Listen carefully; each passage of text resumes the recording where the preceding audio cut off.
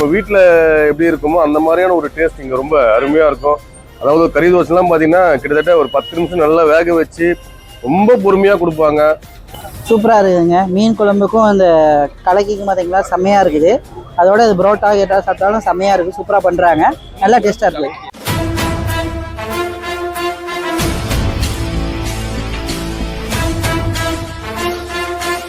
Hello மக்களே, welcome back another video. இப்போ video பண்ண எங்கே வந்து பார்த்தீங்கன்னா நம்ம காஞ்சிபுரத்தில் வந்து ரெடி பண்ணிட்டு இருக்கோம். இப்போ நம்ம வந்திருக்க கடை பார்த்தீங்கன்னா அண்ணா மெஸ். இது காஞ்சிபுரத்தில் ஸ்ரீ குப்தா பவனுக்கு அப்படி வெளியே இருக்குங்க. நான் லொகேஷன் எல்லாமே டிஸ்கிரிப்ஷனில் கொடுத்துட்றேன். இந்த கடையில் என்ன ஸ்பெஷல்னு பார்த்தீங்கன்னா இவங்க கிட்ட கிடைக்கிற அந்த கறி தோசை தாங்க ஸ்பெஷலு. 90% வந்து மக்கள் வந்து இங்கே கறி தோசை தான் வந்து விரும்புகிறாங்க. ரொம்ப பெரிய மெனுலாம் இல்லைங்க, ரொம்ப சின்ன மெனு தாங்க. தலைக்கறி, போட்டி, காடை, சிக்கனு, மட்டனு, இது ஒரு 5 சைட் டிஷ் தான். இதை வச்சு மட்டுமே சூப்பராக வந்து பண்ணிட்டு இருக்காங்க. இந்த கடை ஆரம்பிச்சு ஆக்சுவலாக பார்த்தீங்கன்னா ஒரு 6 மந்த் தான் ஆகுதான். 6 மந்த்துக்குள்ளேயே மக்களோட வரவேற்புலாம் இங்கே செம்மையாக இருக்குதுங்க. அது சிக்கன் ஆம்லேட் இருக்குது, மட்டன் ஆம்லேட் இருக்குது, அது கூட சூப்பராக பண்ணிட்டு இருக்காங்க. அதேமாதிரி கறி தோசை வந்து ஃபுல்லாக வந்து கைமா வச்சு தான் பண்ணுறாங்க. நார்மலாக ஒரு சில இடத்துல நம்ம கறி தோசை கேட்டு வச்சிங்களா, அந்த சிக்கன் பீஸ் அப்படியே பிச்சு போடுவாங்க. அந்த மாதிரி இல்லை, ஒரு அத்தன்டிக் கறி தோசைனே சொல்லாங்க. ஃபுல்லாக அந்த கைமா இருக்குல்ல, அதை வச்சு மட்டுமே வந்து பண்ணிட்டு இருக்காங்க. உண்மையை சொன்னப்போ சூப்பராக இருந்துச்சு எனக்கு தெரிஞ்சது. அது தவிர்த்து பார்த்தீங்கன்னா இட்லி, தட்டு இட்லி எல்லாமே ப்ரைஸுமே வந்து ஒரு அஃபோர்டபுளான ப்ரைஸ் தான். மட்டன் கறி தோசை பார்த்தீங்கன்னா 130 rupees வந்து கொடுத்துட்ருக்காங்க. எனக்கு தெரிஞ்சு மட்டன் கறி தோசை 130 rupees கொடுக்குறது காஞ்சிபுரத்தில் இவங்களா தான் இருக்குன்னு நினைக்கிறேன். இல்லை இன்னொரு கடை நான் பண்ணியிருக்கிறேன். அதாவது அந்த சென்னையை கம்பேர் பண்ணும்போது மட்டன் கறி தோசை 130ன்றது இங்கே வந்து ரொம்ப பெஸ்ட்டான விஷயம். பார்க்கறதுக்கு எல்லாமே ரொம்ப சூப்பராக இருந்துச்சு. ஏன்னா ஒரு 2-3 பேர்ட்ட பேசினா எல்லாருமே டேஸ்ட் வந்து அவ்வளோ சூப்பராக இருக்கிற மாதிரி எல்லாருமே சொல்லியிருந்தாங்க. இன்னொன்று பார்த்தீங்கன்னா இந்த கடையில் ஸ்பெஷல் பார்த்தீங்கன்னா பரோட்டாக்கு மீன் குழம்பு வந்து ஊற்றி சாப்பிட்றாங்க. அதாவது கேரளாவிலேருந்து வரவங்க வந்து மேக்ஸிமம் வந்து பரோட்டா விரும்புகிறவங்க பரோட்டாக்கு சைடிஷாக வந்து மீன் குழம்பு வந்து ட்ரை பண்ணுவாங்களா, அதனால் நைட்டில் வந்து இவங்க மீன் குழம்பு வச்சுருக்காங்க. ஸோ ஒரு சூப்பரான ஒரு மெனு தான் இங்கே இருக்குது எல்லாமே. நம்ம இந்த கடையை தான் வீடியோ பண்ணலாம்னு சொல்லி வந்துருக்கிறோம். அப்போ நேராக உள்ளே போயிட்டு நம்ம ஓனான்ட்டு இந்த கடையை பற்றின ஃபுல் டீட்டெயில்ஸ் வந்து நம்ம அண்ணாட்டே கேட்டு தெரிஞ்சுக்கலாம். வாங்க வீடியோவில் வா. என் பேர் கௌரி சங்கரன், நான் காஞ்சிபுரம் தான். என் கடை நேம் வந்து அண்ணா மெஸ். எப்படி ஆரம்பிச்சிங்க இந்த கடை? இது வந்து நாங்கள் ஒரு 6 மாதம் இருக்கும், 6 மாதத்துக்கு முன்னாடி ஆரம்பித்தோம்.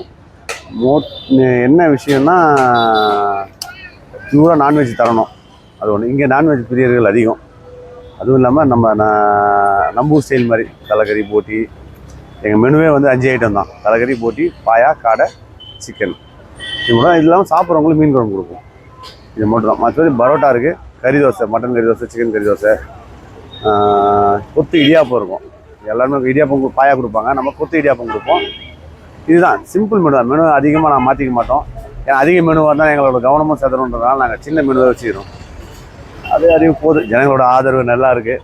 ஃபுட்டு ரிப்பீட்டட் கஸ்டமர் வராங்க, சாப்பிட்டவங்களுக்கு கரெக்டாக இருக்குது. ரிப்பீட்டட் கஸ்டமர் வராங்க.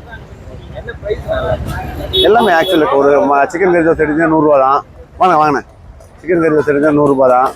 மட்டன் கறி தோசை 130 ரூபா தான். எங்கள் வீட்டு அதிக மெனுவே 160 ரூபா தான். ஒரு பாயா கிரேவி ஒரு 500 ml கண்டெய்னரில் கொடுப்போம். ஒரு அதிகபட்ச ரேட்டு எங்கள்கிட்ட வந்து 160 ரூபா மட்டும்தான். மற்ற அது கீழே தான் எல்லாமே. ஒரு செட்டு பரோட்டா எடுத்திங்கன்னா 30 ரூபா. ஒரு செட்டு கல் தோசை வந்து 30 ரூபா. இட்லி 10 ரூபா தான். தட்டு இட்லி 20 ரூபா. தலைக்கறி ஹைலைட்டாக இருக்கும் நம்மக்கிட்ட. போட்டி நல்லாயிருக்கும், முட்டை போட்டி போடுவோம், நல்லாயிருக்கு.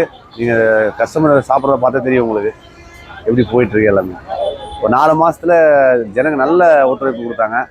நல்லா இருக்குது. மசாலாவும் நாங்கள் எங்கள் ஓன் மேட் மசாலா தான்.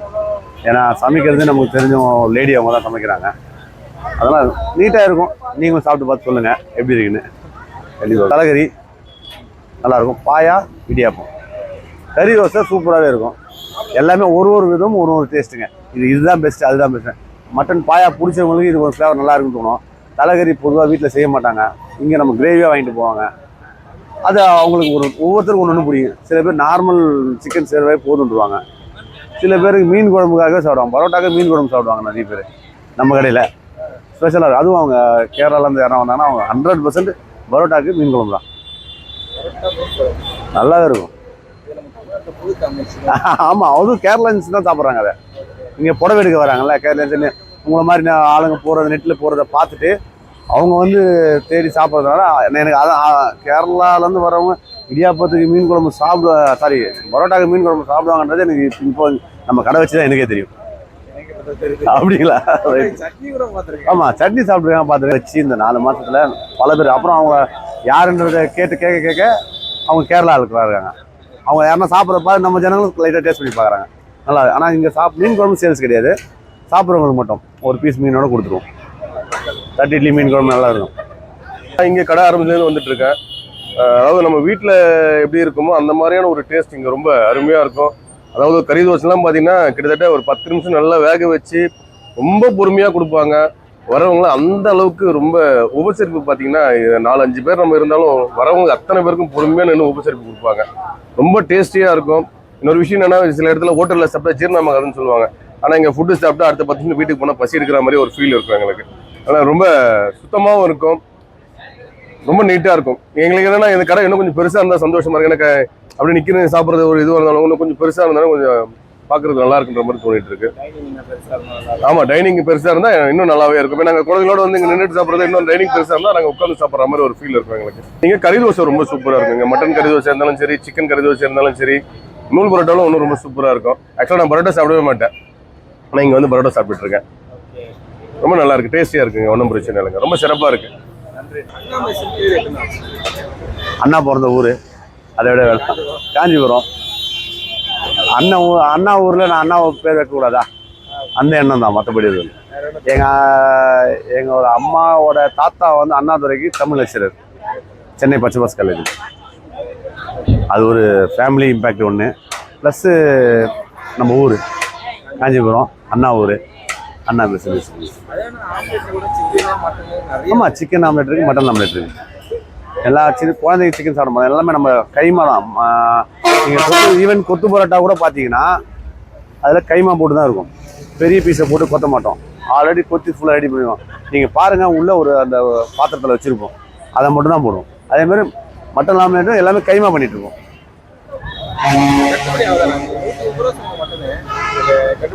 இப்போ குரோத் ஆகிட்டே இருக்குது. நம்ம ஒரு 10 தோசையில் சம்பாதிக்கலாம், 100 தோசையில் சம்பாதிக்கலாம்.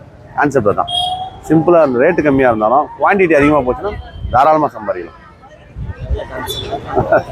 உண்மையில் அதுதான்.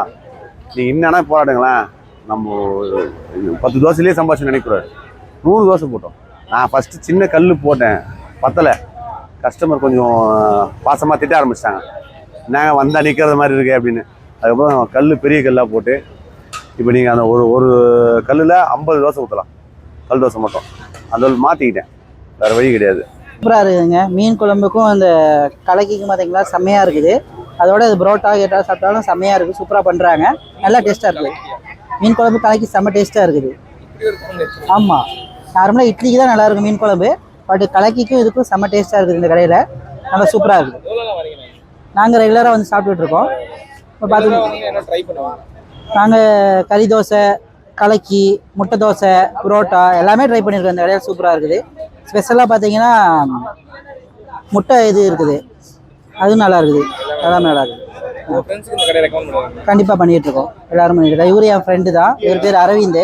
அப்போ அரவிந்த் இவர் இன்னைக்கு ஊருக்கு போகிறாரு, இங்கே ஸ்பெஷலாக கூட்டி வந்திருக்கோம், நல்லா இருக்குதான்னு சொல்லிட்டு. நல்லா இருக்குது, அவரும் சாப்பிட்டுட்டு பிடிச்சது சாப்பிட்டுட்டு இருக்காரு. போட்டி சாப்பிட்டே, முட்டை போட்டி, அது எப்படி இருந்துச்சு சொல்லு. ஒரே டைமில் சாப்பிடணும்னு நினைக்கிறாங்களே, அதை கொடுக்கவும் முடியல எங்களால். ஆனால் ஜனங்களும் வெயிட் பண்ணி இருந்து வாங்கிட்டு தான் போகிறாங்க. அப்படியே இது எங்கள் லோக்கல் ஸ்டைல் தான், இது இந்த ஸ்டைல் தான். இது அந்த அங்கே மதுரை செஞ்ச இது ஸ்டைல்லாம் கிடையாது, ஒரு லோக்கல் ஸ்டைல் தான்.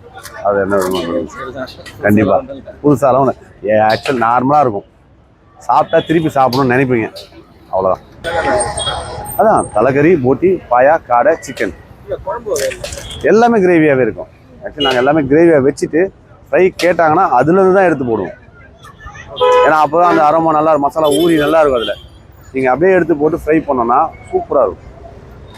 அதாவது கிரேவியாக கேட்டாங்கன்னா 500 அப்படியே எடுத்து எங்கள் ஒரு கப்புக்கு அளவு இருக்குது, அதை போட்டுட்டு எடுத்துக்காங்க கொடுக்க சொல்லு அண்ணே. ஆப்பாதாங்கண்ணே, அந்த 500 ml கண்டெய்னர் வச்சுருவோம், அதில் கொடுத்துருவோம். ஃப்ரை கேட்டாங்கன்னா அதில் எடுத்து ஃப்ரை பண்ணி சின்ன கண்டெய்னரில் போட்டு பேக் பண்ணிவிடுவோம். ஈவினிங் மட்டும் 6 மணிக்கு மேலே, சாயந்தரம் 6 மணிக்கு மேலே மட்டும்தான்.